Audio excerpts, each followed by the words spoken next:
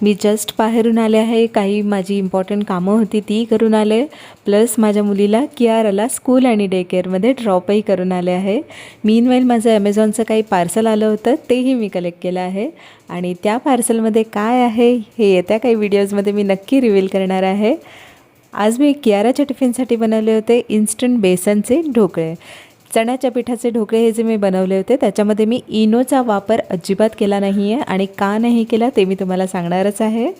इनोचा वापर न करताही ते किती सॉफ्ट आणि फ्लफी झालेले आहे तुम्ही बघू शकता. माझ्या चॅनलला नक्की सबस्क्राईब करा, व्हिडिओ शेवटपर्यंत नक्की बघा. बेसनचे ढोकळे परफेक्ट कसे बनवायचे जे असे घशात अडकणारही नाहीत आणि फ्लफी होतील विदाऊट इनोचा यूज करता ते मी सांगणार आहे. तर ढोकळ्याच्या प्लेटला व्यवस्थित मी ग्रीस करून घेतला आहे आधी आणि एका बाउलमध्ये साधारणपणे 1 कप चण्याचं पीठ मी घेत आहे. रेग्युलर बेसन जे आपण वापरतो तेच मी घेतलेलं आहे. त्यामध्ये चवीपुरतं मीठ आणि थोडीशी साखर, हे ड्राय इंग्रेडियंट्स टाकून आपण एकदा मिक्स करून घ्यायचं आहे. चिमूटभर हळदही मी घातली आहे. हळद खूपच कमी घालायची आहे. हे बघा अशा पद्धतीने मिक्स झाल्यानंतर थोडं थोडं पाणी टाकून आपल्याला ह्याचं एकदम पातळ बॅटर बनवून घ्यायचं आहे.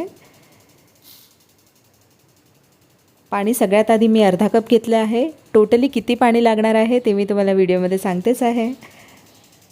हे बघा साधारणपणे अशा पद्धतीने एक बॅटर बनवून घ्यायचं आहे आपल्याला.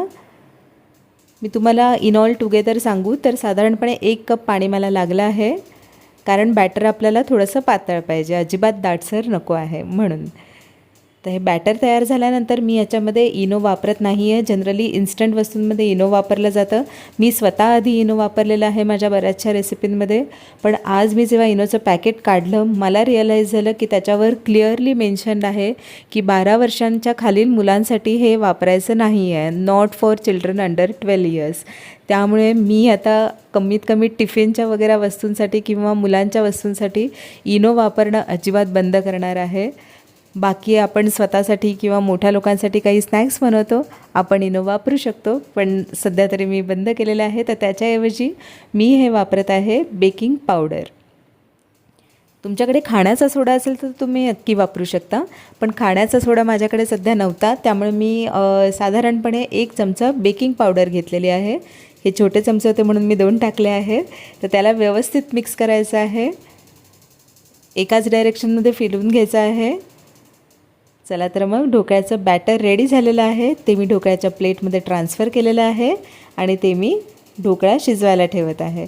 पाणी तुम्हाला असं दिसत आहे कारण मी आधी पालक त्याच्यामध्ये ब्लँच केलेला होता म्हणून, तर ते पाणी मला वेस्ट करायचं नव्हतं. चला तर मग साधारणपणे 10 ते 15 मिनटं ढोकळा वाफवून घेतलेला आहे. तुम्ही बघू शकता किती सॉफ्ट व्यवस्थित झालेला आहे. इनो न घातल्यामुळे असा काही फार फरक पडला आहे असं मला वाटलं नाही. ऑब्व्हियसली खाण्याचा सोडा घातला असता तर अजून जास्त फ्लफी झाला असता, पण हाही खूप छान झालेला आहे. आता आपण या ढोकळ्यासाठी एक फोडणी करून घेत आहोत. त्याच्यामध्ये मी तेल गरम करून घेतलेलं आहे. मोहरी घालायची आहे आपल्याला. हे सगळे जिन्नस तुम्ही तुमच्या आवडीनुसार घालू शकता. थोडंसं जिरं, हिंग आणि कडीलिंब. आता यामध्ये हळद घालायची गरज नाही आहे कारण ढोकळ्यामध्ये आपण ऑलरेडी घातलेली होती. या फोडणीमध्ये मी थोडंसं पाणी घातलेलं आहे. फोडणी गार झाल्यानंतर साखर घातलेली आहे आणि लिंबाचा रस, आणि ही फोडणी थोडीशी कोमट करून घ्यायची आहे आपल्याला. तोपर्यंत आपण काय करून घेऊया, आपले ढोकळे आहेत त्याचे पीस कट करून घेऊया. हे बघा अशा पद्धतीने मी चाकूला थोडंसं तेल लावून घेतलेलं आहे आणि अशा पद्धतीने आपल्याला ढोकळे कट करून घ्यायचे आहेत. हे बघा साधारणपणे जमेल तितके इक्वल साईजचे आपल्याला कट करायचे आहेत.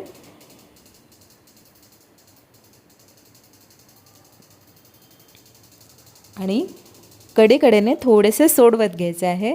हे खूप इझिली सोडवले जातात. व्यवस्थित आधी गार करून घ्यायचं आहे मगच सोडवायचे आहेत ढोकळे. तुम्ही बघू शकता किती सॉफ्ट आणि फ्लफी झालेले आहेत इनो शिवायही. आता ही फोडणी मी याच्यामध्ये घातली आहे आणि छान व्यवस्थित ढवळून घेतलेले आहेत. या फोडणीमध्ये पाणी असल्यामुळे साधारणपणे 1-5 मिनटं हे ॲब्झॉर्ब होऊ द्यायचं व्यवस्थित. त्याआधी ढोकळे खाऊ नका, कारण हे फोडणीचं पाणी आणि फोडणी व्यवस्थित ढोकळ्यामध्ये ॲब्झॉर्ब झाल्यावर तो एकदम मऊ होतो, नरम होतो, जो घशामध्ये असा अडकणार नाही, बांध बसणार नाही. हे बघा किती व्यवस्थित सॉफ्ट झाला आहे. नक्की ट्राय करून बघा. माझ्या चॅनलला सबस्क्राईब करा आणि मला कमेंटमध्ये सांगा.